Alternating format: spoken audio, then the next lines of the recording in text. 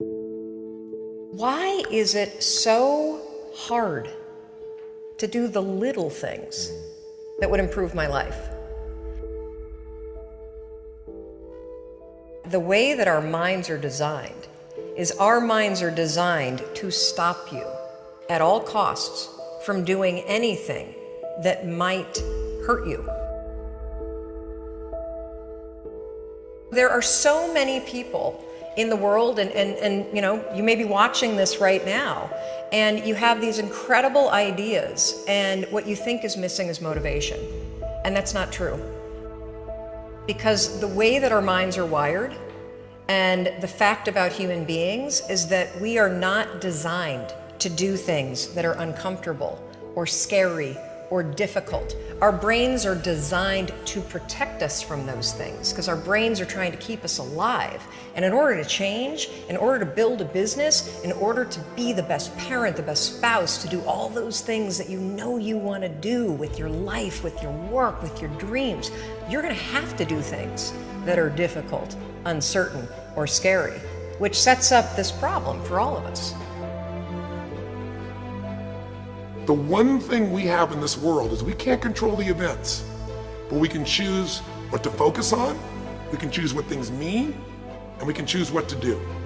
Those three choices, those three decisions really control our life. You can always make a decision. That's always in your control. Staying with somebody that treats you like garbage is a decision. It is. Staying at a job that you hate is a decision.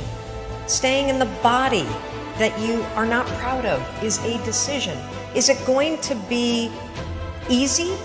No, it's not going to be easy to change. It's simple. It's your job to push yourself. It's not the smartest people who achieve success. It's the people who procrastinate less, make fewer excuses, as they take actions every day towards the goals that they want to achieve. Indecision is the thief of opportunity.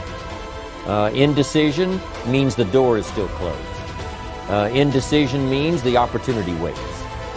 Indecision means what could be is postponed or may never be. If you want to be successful in anything in life, never leave the sight of setting a goal without doing something that commits you to fulfillment. The next morning, the alarm goes off, and I pretended NASA was there. It's the stupidest story. I literally went 5, 4, 3, 2, 1. I counted out loud, and then I stood up. And I'll never forget standing there in my bedroom. It was dark, it was cold, it was winter in Boston. And for the first time in 3 months, I had beaten my habit of hitting the snooze button. There were moments all day long, just like that 5-second moment in bed, where I knew, knowledge, what I should do. And if I didn't move within 5 seconds, my brain would step in and talk me out of it. Every human being has a 5-second window, might even be shorter for you. You have about a 5-second window in which you can move from idea to action before your brain kicks into full gear and sabotages any change in behavior. Your life is what you think it should be. That's exactly what you are right now. You are what you thought you should be. And if you don't like who you are, you got to change what you think you should be.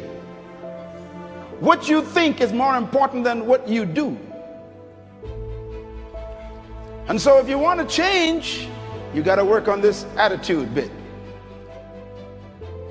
Decide, commit, act, succeed, repeat. The one thing that all the greats have in common is they sweat the small stuff. They pay very, very close attention to every detail. What makes you comfortable can ruin you. And what makes you uncomfortable is the only way to grow. What you are and what you become depends on how you use your time. The billionaire and the beggar both have 24 hours every day. The old and the young, the black and the white, the Indian and the Asian are all given the same amount of time every day. You cannot stop a day. You cannot stop an hour. But you can control how it will be used. Your life comes down to your decisions, and if you change your decisions, you will change everything. When you understand the power of a 5-second decision, and you understand that you always have a choice to go from autopilot to decision maker, everything in your life will change. You will be a different negotiator, you will be different in sales, you will be unstoppable in the gym, because you will realize the amount of garbage that you put in the way of your hopes, of your dreams, of your potential, of your confidence, of your courage. Everything comes down to the decisions that you make. Take ownership. Take extreme ownership. Don't make excuses. Don't blame any other person or any other thing. Get control of your ego. Take ownership of everything in your world, the good and the bad. Take ownership of your mistakes, take ownership of your shortfalls, take ownership of your problems, and then take ownership of the solutions that will get those problems solved. Take ownership of your mission. Take ownership of your job, of your team, of your future, and take ownership of your life. The first source of inspiration is deciding. Second source of inspiration is planning.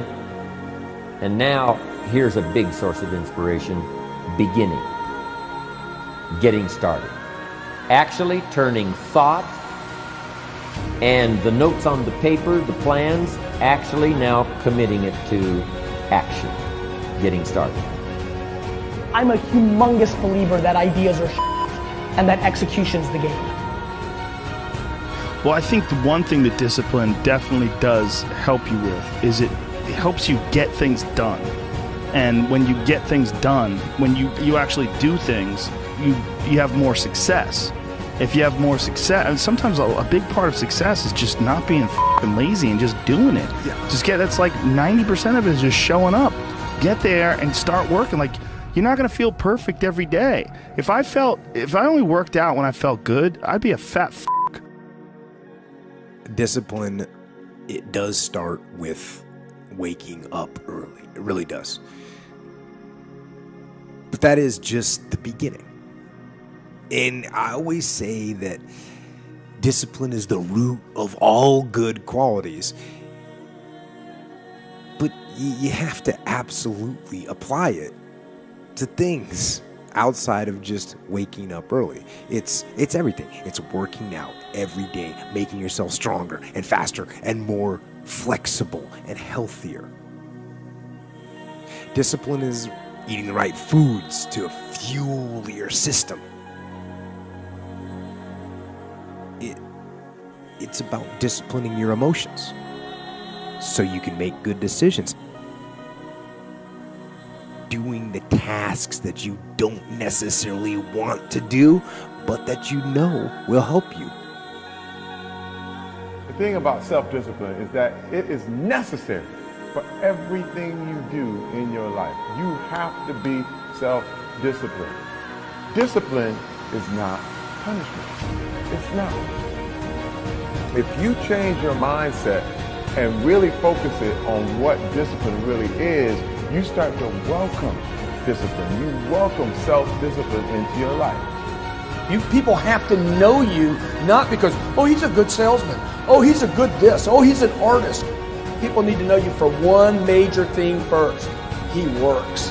He produces. The guy's there every day. The guy's pushing and shoving. Because the truth is, no matter how good your ideas are, how good your art is, or how good your skill set is, If you're not working, man, if you're not vibrating at a frequency that people say, my God, how does that guy do all that? If you're not vibrating at that rate, if you're not working at that level, you're not going to make it.